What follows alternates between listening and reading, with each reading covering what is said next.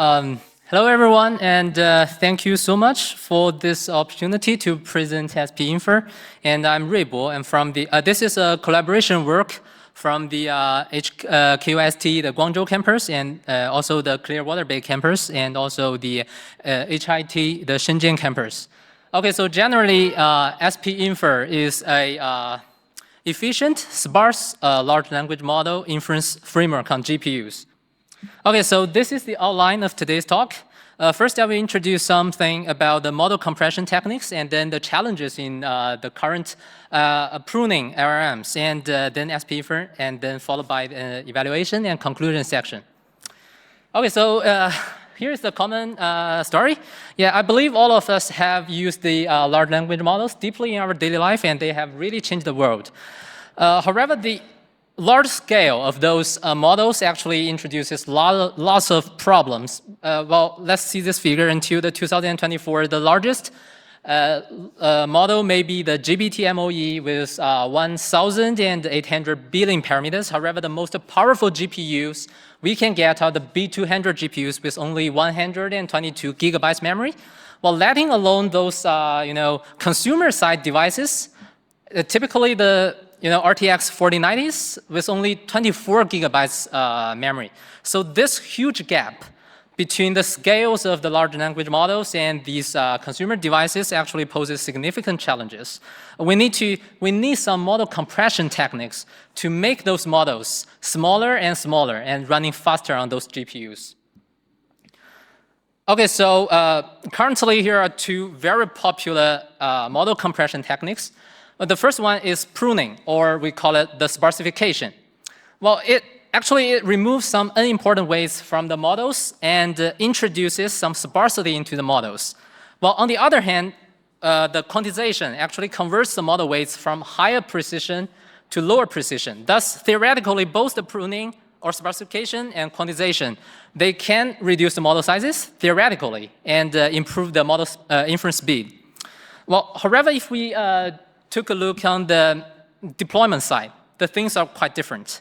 So actually for quantization, we have lots of excellent system support. For example, the Marlin and the Ladder and also Cutlass. Well, they support lots of quantization kernels, and thus, actually those quantization algorithms like AWQ, they can achieve both lower latency and lower memory usage on GPUs when deploy them. Well, however, for the sparsification side, we do have some, currently we do have some system support. But actually, there's a huge gap between current pruning algorithms and the real deployment of those algorithms in production scenarios. Because this system support, they are not enough. We cannot achieve both lower latency and lower memory currently. So there's a huge gap. Okay, then let's figure out what happens in LLM inference and what makes the sparse LLM inference so difficult on GPUs. First, large language models are typically composed of many transformer blocks with attention layers and forward networks. And it has two stages. Well, the prefill stage and the decoding stage, which the prefill stage takes the whole sentence, and the decoding stage generates tokens one by one in an autoregressive manner. Well, the core computations in LLM inference actually is simple. It's just the matrix multiplication between the weight matrix and the token embedding matrix. So we call it the GEM operator. So if we sparsify the model, then the core computation becomes a sparse weight matrix W multiplies a dense matrix activation, the dense activation matrix X. So this paradigm is called the sparse matrix multiplication, and it's widely studied in the field of high-performance computing. So then we need to ask, what is different in LLM pruning that makes those widely studied SPMM kernels not so efficient in the LLM inference? Okay, first let's take a look at this figure. This shows the perplexity of a llama model across different sparsity levels. So if the perplexity increases, then the model loses its capacity. So we need to keep the perplexity as low as possible. So there obvious there is a sweet region for sparse ARMs, typically lower than 60% sparsity levels, or typically 50%. Okay, so if we see the traditional sparse CNN models, we can see that they can be pruned aggressively up to 90% sparsity. So actually, this low sparsity levels in the sparse ARMs actually introduces lots of challenges. Well, the first challenge is on the storage. Imagine that we are going to store a sparse matrix. Actually, we do not only need to store the non-zero values like the A, B, C, D, E, F, G, H here. We also need some additional information to store its positions in the original matrix. So this additional information, we call it the indexing overhead. Actually, this indexing overhead is not obvious when the sparsity ratio is high, but it's crucial when the sparsity ratio is very low. But let's take this example. For a 50% sparsity sparse matrix, we can see that the classical compressed format actually consumes more memory than the original dense one because we have a lot of additional information to store that. Okay, so well, on this page, we try to quantify the influence of the indexing overhead on the storage format. So we define the compression ratio as the dense storage divided by the sparse storage. So it's quite simple. Well, we can see that in the sweet region of sparse ARMs, actually the traditional, most of these traditional formats actually they consumes more memory than the original dense storage. So the first conclusion here is that the indexing overhead actually offsets the benefits in reducing the memory storage. Okay, so another important challenge is on the performance. Well, in this figure, we show the inefficiency of some of the state-of-the-art SPMM kernels. Well, actually, in the sweet region, we can see that almost all of these kernels they fail to outperform the original dense computation. It means that if we use those kernels to support our sparse ARM inference, then maybe we will slow down the model inference rather than speed up the model inference. Okay, so well, we try to figure out the reason behind this phenomenon, why this SPMM kernel cannot outperform the dense one. Well, actually, we used a roofline model, widely used in high-performance computing, and we define a computational intensity as the floating point operations divided by the memory accesses. And if we look at the memory bound region, because in the decoding stage of large language models, most of the kernels actually they are typically memory bounded. So if we take a look at the memory bound region, a higher compute intensity always brings higher performance. So if we look at the computational intensity of a SPMM kernel, well, the chain is very clear here. If the indexing overhead is large, then the compression ratio is low, and then your computational intensity is low, and then you get a weak performance. So here, after we have discussed these two fundamental challenges, both on the storage side and on the performance side, we find that the key obstacle here is the indexing overhead. So it's quite simple. It's just the indexing overhead. Okay, so the motivation of SpInfer is just to bridge the gap between those lots of pruning algorithms and the practical deployment of those algorithms. And with SpInfer, we are expected to achieve both lower latency and lower memory usages on real GPUs. Okay, so this is the overview of SpInfer. Well, at the front, SpInfer can support lots of pruning algorithms like the sparse GPT and Wang. Well, at the core of SpInfer is the tensor core-aware bitmap encoding format. And we'll introduce it later. And then, based on this format, we introduce a highly efficient SPMM kernel to support the sparse computations. Okay, so first is the tensor core-aware bitmap encoding format. So it's a novel sparse format, and it's highly aligned with the recent hardware, the NVIDIA Tensor Core architecture. So let's first figure out what is a tensor core. Maybe we are all using tensor cores, and the tensor cores are generally a new matrix computing units, and it provides higher outputs than the traditional CUDA cores because it's a matrix computing unit. Thus, we designed the bitmap decoding encoding format aligned with this tensor cores. Well, at the core of the bitmap encoding is a bitmap tile. Typically, it's a 8 multiplies 8 small tile that contains some non-zero elements. And well, on the right side, we show the details of this bitmap tile. We use a bitmap decoding mechanism to compress the indexing overhead, to reduce the indexing overhead as much as possible.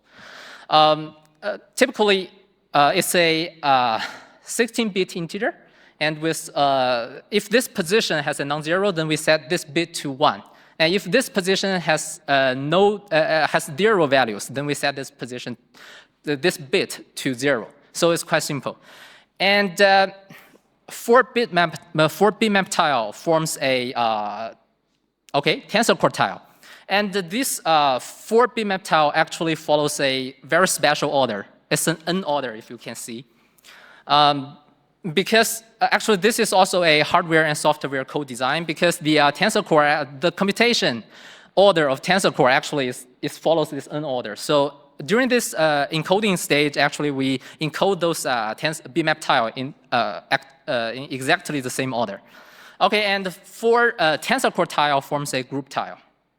And then the whole weight matrices are divided into lots of group tiles, and they are highly compressed in the global memory with what we call the bitmap encoding mechanism. Okay, so with this format, we propose an efficient SPMM kernel for the core computations. Well, it mainly has 5 steps. Well, in step 1, we need to load those group tiles from the HBM or the global memory of GPUs to the shared memory.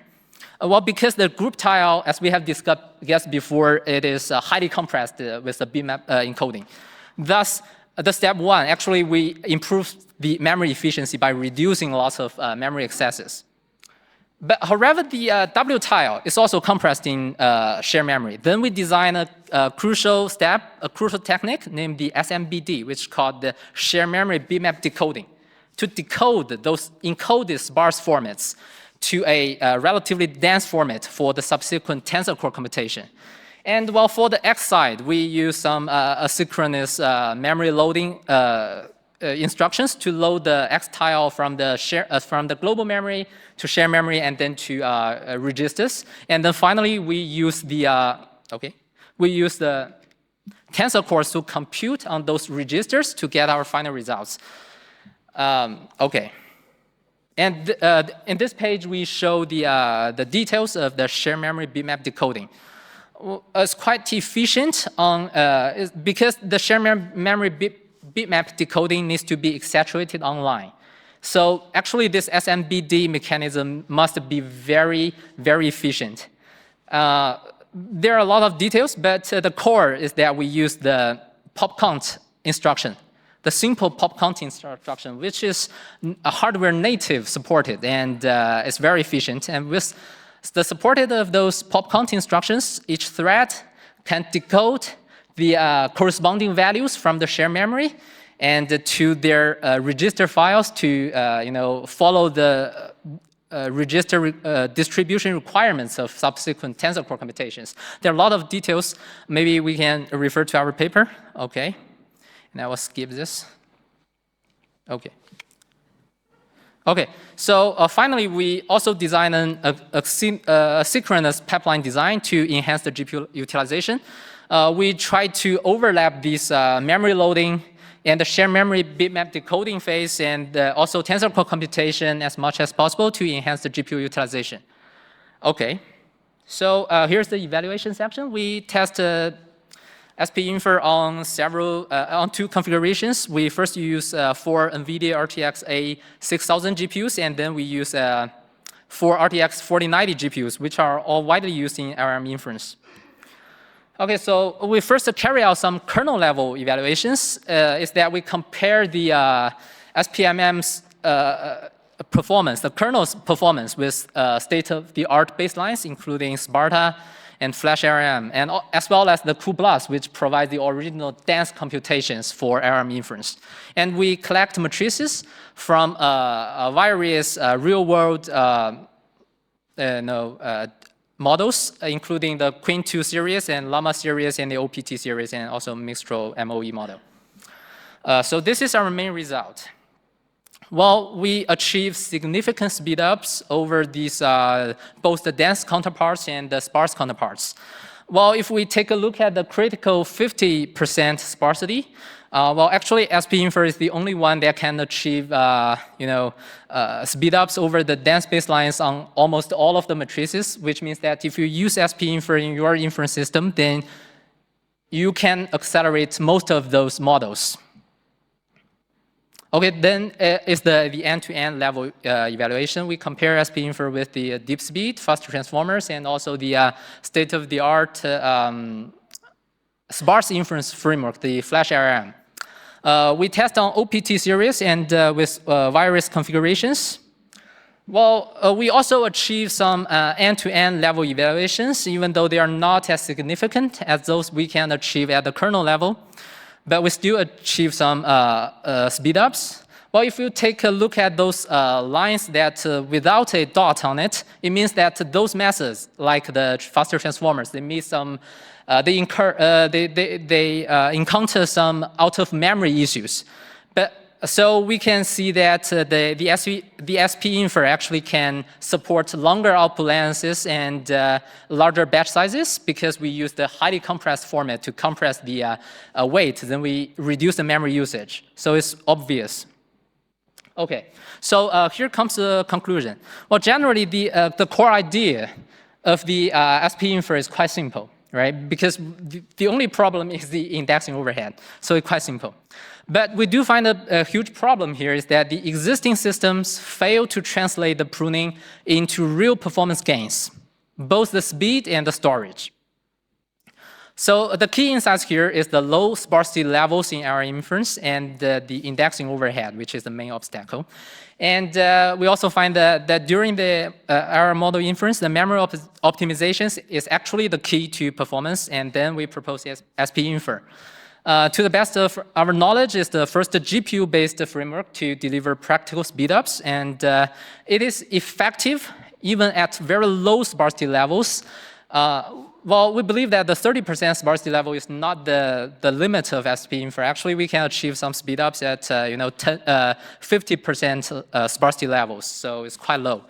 And it's compatible with various pruning methods, and most important, I think, is that SpInfer is, even though now it is tailored for NVIDIA GPUs, but it has the potential to be adapted to different modern AI accelerators, including the Intel AMX CPUs and the AMD MI300 GPUs.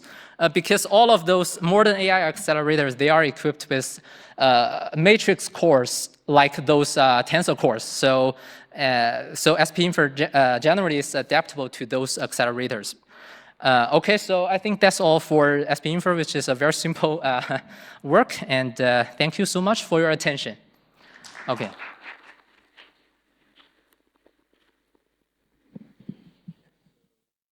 Thank you for the great talk. So if you have a